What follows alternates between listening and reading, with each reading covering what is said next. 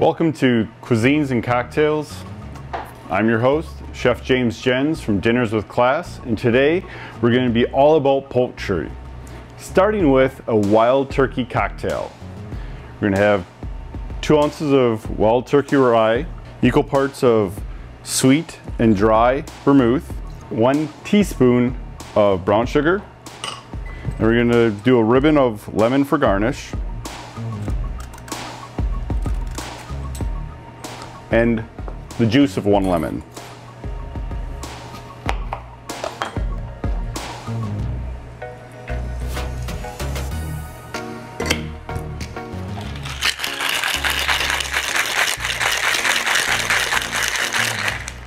Shake till cold. Chill your glass.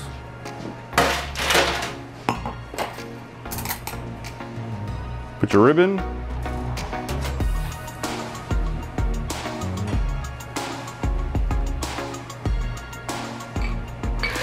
And enjoy. When we come back, we're going to start on breaking down a couple of chickens and then learn how to bread a chicken tenderloin, what a chicken tenderloin is, and so much more with poultry.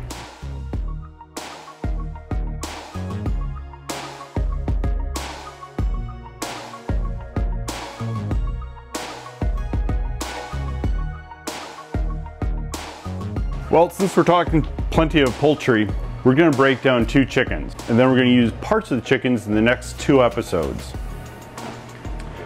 So buying whole poultry is, to me, the better way to go. You can do 2 different ways of breaking down, and that's why we have 2 chickens, and I'm going to show you both ways. So the first way, first you find the breastbone, which is right here on the breast, backside, breast of the chicken, and just carefully cut down through the skin and the meat of the chicken till you reach the rib cage. And you'll hear it with a kind of an echoey sound when you get there. And slowly work your knife around the rib cage, and you can take the breast right off the carcass. There's a little joint right here.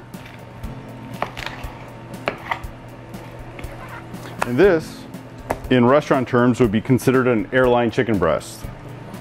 We're going to take the wing section off and do something else with the wing tomorrow. So here's our skin on boneless chicken breast. One side, and here's the leg quarter. And if you put your thumb at there's a bone you can feel, and you pop it, pops right out. Then you run your knife on the back side of the spine of the chicken,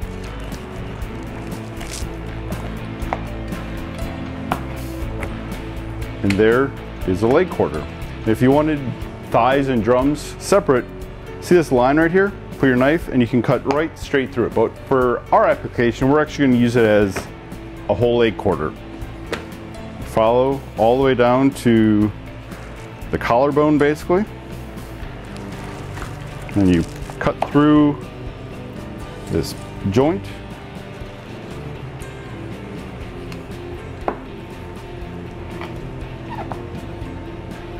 Again, we'll take the wing section off.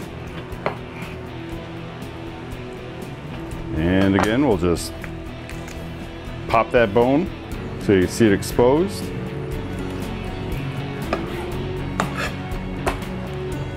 And there's your leg quarter. And so we're actually going to make chicken stock from scratch. So we want to clean up a little bit of the fat that's left in the skin, because that really doesn't add much flavor to the broth or the stock. And you're just going to end up having to skim it off anyway.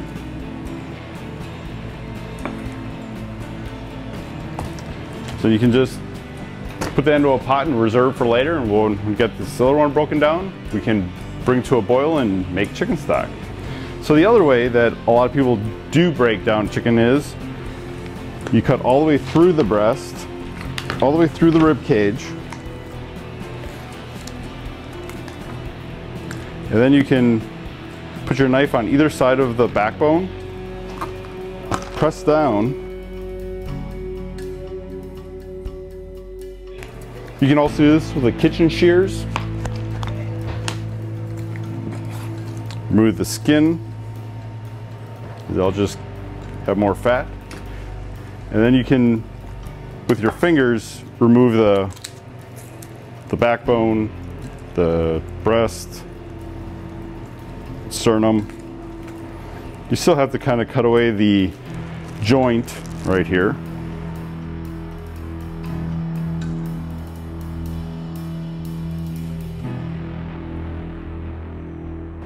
Okay, well, I'll finish up this chicken, and then we're going to fill this with stock with water, and we're going to have some carrots, celery, onions, the magical mirepoix, some bay leaves, some herbs, some peppercorns, cold water, bring it to a boil, and I'll show you that when we come back.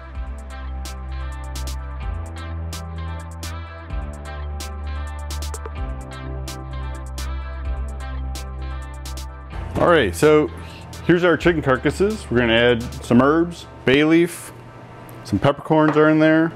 We're gonna add a couple of smashed cloves of garlic. And what's great about stock is you don't have to be overly concerned about the size or the shape of you're basically just trying to impart flavor into the broth. So we got onions, some parsley, just kind of tear it up. Carrots.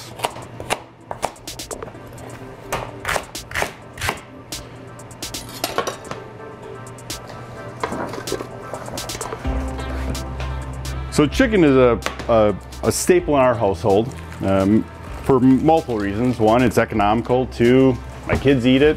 And three, my kids actually raise chickens. So none of these were chickens of my kids' pets, but they all know where chicken comes from. We're gonna add a little bit of tomato to give it a little bit of acidity to the stock, which helps balance out the flavors. And then with the chicken, we're gonna do an almond crusted chicken tenderloin. So we're gonna pull the chicken tenderloins off the chicken breasts. And one of the questions I get asked a lot is, well, chicken tenderloins aren't nothing more than just strips of chicken. That's not true. So on every chicken breast, there is a little flap that comes right off. This is the chicken tenderloin. Chicken tenderloin, chicken tenderloin.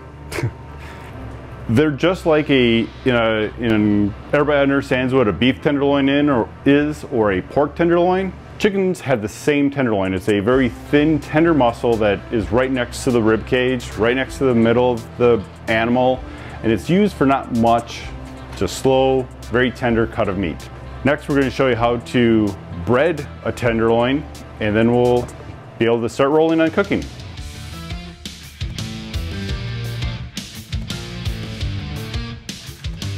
Almond breaded chicken tenderloins.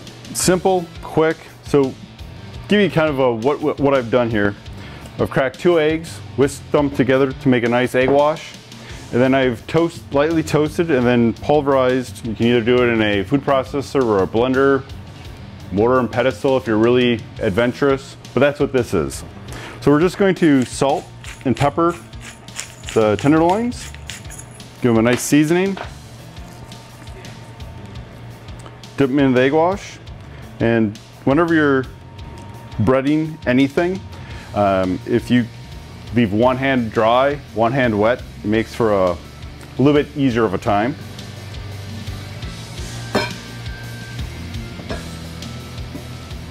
Toss in the egg, then toss in the almond, and put it on a parchment lined baking sheet.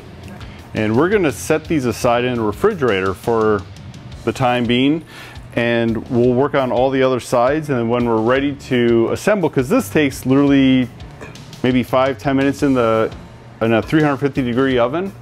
So we'll set these aside so they're freshly cooked when we need them to plate.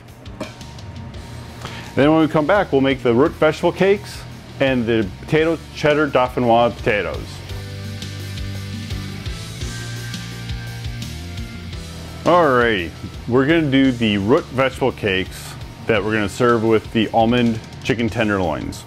So what we're gonna use to make this is parsnips, turnips, carrots, sweet potatoes, and rutabaga in equal portions. So we're gonna do about 4 or 5 ounces of each. We're just gonna grate them. Coarse grate is fine. If you have a food processor or some other fun concoction, you know, the piece of equipment that you want to use to grate it, just as long as it's grated, you're totally fine with that. Using things that are very easy to clean and not a lot of parts and storage and things to get lost. A fun story about this dish is I taught a Girl Scout troop cooking class one time, and I had all the girls bring an ingredient that they never had tried, and I broke the group up into fruits and vegetables, dairy, grocery items, and I don't remember what, but a couple of the girls brought root vegetables, and we as a collective group made the menu that we were going to be making for everybody to eat and the parents to try when the parents came back. And one of the things we came up with was these root vegetable cakes. Most surprise of the parents, the kids loved them. That's kind of where the inspiration for this recipe came from. So I peeled all the root vegetables that we're using today, except for the carrots. Carrots are a thin-skinned product. One more real quick. And then to this, we're basically gonna make kind of like a loose pancake batter. We're gonna add a little bit of salt, some fresh ground pepper, baking soda, some whole wheat flour, and we'll add a little bit now, and then we'll add eggs, and if we need to add more, we can always add more if need be. And a couple of eggs. And then the ultimate mixing container. Mixers, your hands, just kind of get in there, mix it around so it's well incorporated. And you want to add enough flour just so it binds.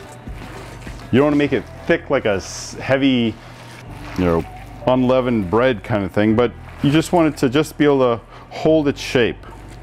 So if you mold it, it doesn't just fall apart. This is actually pretty good. If it's a little wet, that's totally fine.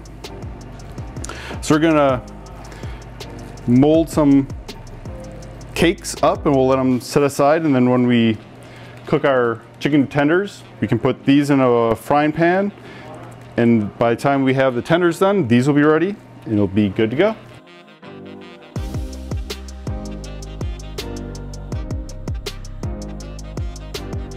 Alright, so we've got the chicken tenderloins breaded, we have the root vegetable cakes made. Now we're going to work on a potato dauphinoise. Dauphinoise is basically a very fancy way to say au gratin potatoes, but not. So what we have here is we have a baking dish, a mandolin, some Yukon Gold potatoes, some aged Wisconsin cheddar, parsley, eggs, cream, and a little bit of nutmeg. Well, basically the process is I'm going to thinly slice a bunch of Yukon Gold potatoes, shingle them into the baking pan, and then we're going to pour basically a custard mixture over the top and bake it for about 45 minutes. We'll be golden brown and crunchy, and it'll be wonderful. So when using a mandolin, some of them come with guards, and if you're not comfortable using your hand, I would definitely use the guard. But if you're adventurous, keep your hand flat and rest the potato into the palm. And just put even pressure as you slide the potato down across the blade. And you want to put a little bit of butter. all the way around. This will do two things. It helps caramelize the bottom layer of potatoes, and it also helps be able to get everything out once it's baked. And then you simply, it's kind of like, I don't know, I've yet to find a great analogy for this. It's just like playing solitaire, I guess.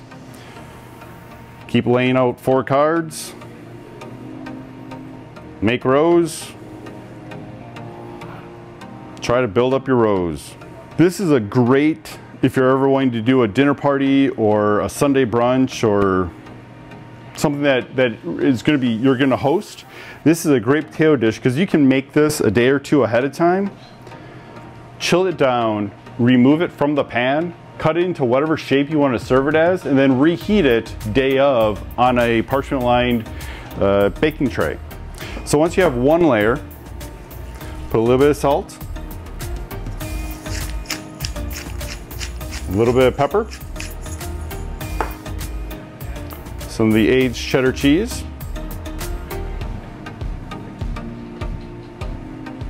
and we're just going to put a little bit of fresh parsley, rough chopped, on each layer.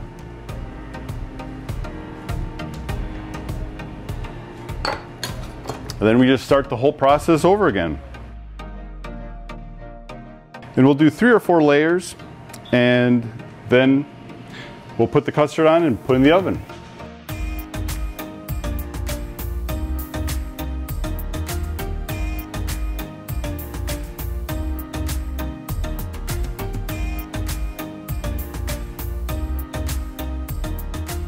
So to finish the dauphinoise, we're going to add cream to 4 whole eggs,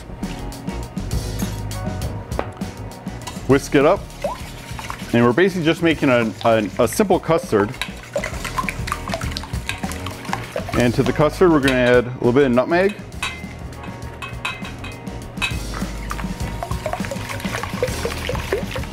then we're going to pour this over the potatoes. Tap it so it gets in between all the layers of potato. And that's good. We'll put this in the oven for about 45 minutes, and then we'll be able to assemble. On this episode, we did almond breaded chicken tenderloins. We boned out the chicken breasts. We have the Wisconsin aged cheddar cheese potato dauphinoise in the oven, and we have the root vegetable cakes ready to go. Follow us next episode to see how it all gets finished, put together, plated, and served. On this episode of Cuisines and Cocktails, I'm your host, Chef James Jens, from Dinners with Class to your kitchen.